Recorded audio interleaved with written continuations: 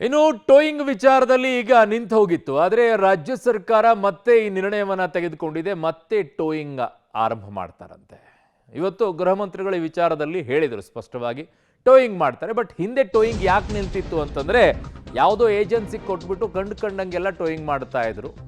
ಬೆಂಗಳೂರು ವಾಹನ ಸವಾರರಿಗೆ ಸರ್ಕಾರ ಶಾಕ್ ಕೊಟ್ಟಿದೆ. ಬೆಂಗಳೂರಿನಲ್ಲಿ ಮತ್ತೆ ಆಪರೇಷನ್ ಟೋಯಿಂಗ್ ಶುರುವಾಗಿದೆ. ಈಗ ಆರಂಭವಾಗುತ್ತೆ. ಇನ್ನು ಮುಂದೆ ರಸ್ತೆಯಲ್ಲಿ ಅಡ್ಡಾದಿಡ್ಡಿ ವಾಹನ ನಿಲ್ಲಿಸಿದ್ರೆ ಸೀಸ್ ಮಾಡ್ತಾರೆ. ಆಗಬೇಕಿದೆ ಆಕ್ಚುಲಿ. ಎಲ್ಲೆಂದ್ರಲ್ಲಿ ವಾಹನ ನಿಲ್ಲಿಸಿದ್ರೆ ಫೈನ್ ಬೀಳುತ್ತೆ. ಬಟ್ ಅದನ್ನು ಎತ್ಕೊಂಡು ಹೋಗೋ ರೀತಿ ಇತ್ತಲ್ಲ, ಅದು ವರ್ಸ್ಟ್ ಆಗಿದ್ದು ಕಳೆದ ಬಾರಿ. 3 ವರ್ಷಗಳ ಬಳಿಕ ಟೋಯಿಂಗಿಗೆ ಈಗ ಸರ್ಕಾರ ಮುಂದಾಗಿದೆ. ಖಾಸಗಿ ವಾಹನದಲ್ಲಿ ಟೋಯಿಂಗ್ ಮಾಡಲ್ಲ ಅಂತ ಹೇಳಿದ್ದಾರೆ. ಮಾಡಿದ್ರೆ ಮುಂದೆ ಏನು ಸರ್, ಪೊಲೀಸರಿಂದಲೇ ಟೋಯಿಂಗ್ ಅಂತ ಹೇಳಿದ್ದಾರೆ.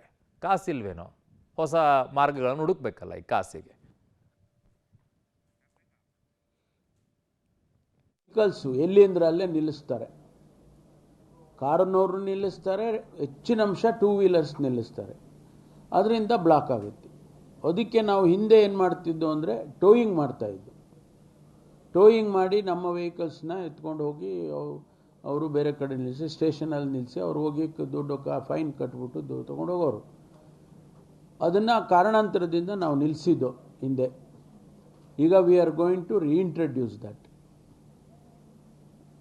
ಆ ರೀಇಂಟ್ರಡ್ಯೂಸ್ ಮಾಡುವಾಗ ನಮ್ಮದೇ ವೆಹಿಕಲ್ಗಳು ನಾವೇನು ಹಿಂದೆ ಬಾಡಿಗೆಗೆ ತೊಗೊಂಡು ಮಾಡ್ತಾ ಇದ್ವಲ್ಲ, ಅದನ್ನು ಬಿಟ್ಟು ನಾವೇ ನಮ್ಮ ವೆಹಿಕಲ್ಸ್ಗಳನ್ನೇ, ಪೊಲೀಸ್ ವೆಹಿಕಲ್ಸನ್ನೇ ನಮ್ಮ ಸಿಬ್ಬಂದಿಯವ್ರನ್ನೇ ಹಾಕಿ ಅದನ್ನು ಲಿಫ್ಟ್ ಮಾಡಬೇಕು, ಮತ್ತೆ ರೀಇಂಟ್ರಡ್ಯೂಸ್ ಮಾಡಬೇಕು ಅಂತ ಇವತ್ತು ಒಂದು ತೀರ್ಮಾನ ತೊಗೊಂಡಿದ್ದೇವೆ. ಇಲ್ಲದೆ ಹೋದ್ರೆ ಏನಾಗುತ್ತೆ, ವೆಹಿಕಲ್ಸ್ಗಳು ಟೋಟಲಿ ಎಗ್ರಿ ಮಾನ್ಯ ಗೃಹ ಮಂತ್ರಿಗಳೇ. ಕಂಡಲ್ಲೆಲ್ಲ ಗಾಡಿ ನಿಲ್ಲಿಸ್ತಾರೆ. ಅವ್ರಿಗೆ ಯಾರು ಹೇಳೋರಿಲ್ಲ ಕೇಳೋರಿಲ್ಲ ಹಂಗಾಗ್ಬಿಟ್ಟಿದೆ. ರಸ್ತೆಗಳೆಲ್ಲ ಕಿರಿದಾಗ್ಬಿಡುತ್ತೆ, ಗಾಡಿ ಮೂವ್ಮೆಂಟ್ ಮಾಡೋಕ್ಕಾಗೋದಿಲ್ಲ. I totally agree. ಅದನ್ನು ಮಾಡಲೇಬೇಕು. ಆ ಶಿಸ್ತು ತರಬೇಕು ಅಂತಂದ್ರೆ ಈ ಟೋಯಿಂಗ್ ತರಬೇಕು. ಆದರೆ ಯಾವ ರೀತಿಯಾಗಿ ಟೋಯಿಂಗ್ ಮಾಡ್ತೀರಾ ಅನ್ನೋದು ಬಹಳ ಇಂಪಾರ್ಟೆಂಟ್. ಅಲ್ಲಿ ವಸೂಲಿ ಗಿರಾಕಿಗಳಾಗಬಾರದು.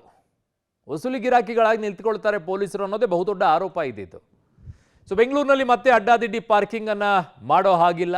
ಸೊ ಹಾಗಾಗಿ ಈಗ ಟೋಯಿಂಗ್ ಶುರು ಮಾಡ್ತಾ ಇದ್ದೀವಿ ಅಂತ ಹೇಳಿದ್ದಾರೆ. ಬೇಕಾಬಿಟ್ಟಿ ಪಾರ್ಕಿಂಗ್ನಿಂದಾಗಿ 19 ಕಡೆ ಸಂಚಾರ ದಟ್ಟಣೆ ಆಗ್ತಾ ಇದೆ ಅಂತ ಹೇಳಿ ಟೋಯಿಂಗನ್ನು ಆರಂಭ ಮಾಡ್ತಾ ಇರೋದಕ್ಕೆ ಕಾರಣಗಳನ್ನು ಹೇಳ್ತಾ ಇರೋದವರು. 8-9 ಕಡೆಗೆ ಹೆಚ್ಚು ಸಂಚಾರ ದಟ್ಟಣೆ ಇದೆ. ರೋಡಲ್ಲೆಲ್ಲ ನಿಲ್ಲಿಸೋಗ್ಬಿಡ್ತಾರೆ, ಕಾರುಗಳನ್ನು ನಿಲ್ಲಿಸ್ತಾರೆ, ಬೈಕ್ಗಳನ್ನು ನಿಲ್ಲಿಸ್ತಾರೆ. ಹೆಬ್ಬಾಳ, ಸಿಲ್ಕ್ ಬೋರ್ಡ್ ಸೇರಿ 9 ಕಡೆಗೆ ಹೆಚ್ಚು ಟ್ರಾಫಿಕ್ ಆಗ್ತಾ ಇದೆ ಅಂತಿದ್ದಾರೆ.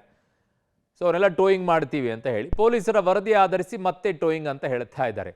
ಅಲ್ಲಿ ಟ್ರಾಫಿಕ್ ಜಾಮ್ನಲ್ಲಿ ಹೆಂಗ್ರಿ ಟೋಯಿಂಗ್ ಮಾಡ್ತೀರಾ ನೀವು? ಮೊದಲೇ ಟ್ರಾಫಿಕ್ ಜಾಮ್ ಇರೋ ವೆಹಿಕಲ್ಲೇ ಮೂವ್ ಆಗಲ್ಲ, ನೀವು ಅದ್ರ ಮಧ್ಯದಲ್ಲಿ ಟೋಯಿಂಗ್ ಹೆಂಗೆ ಮಾಡ್ತೀರಾ?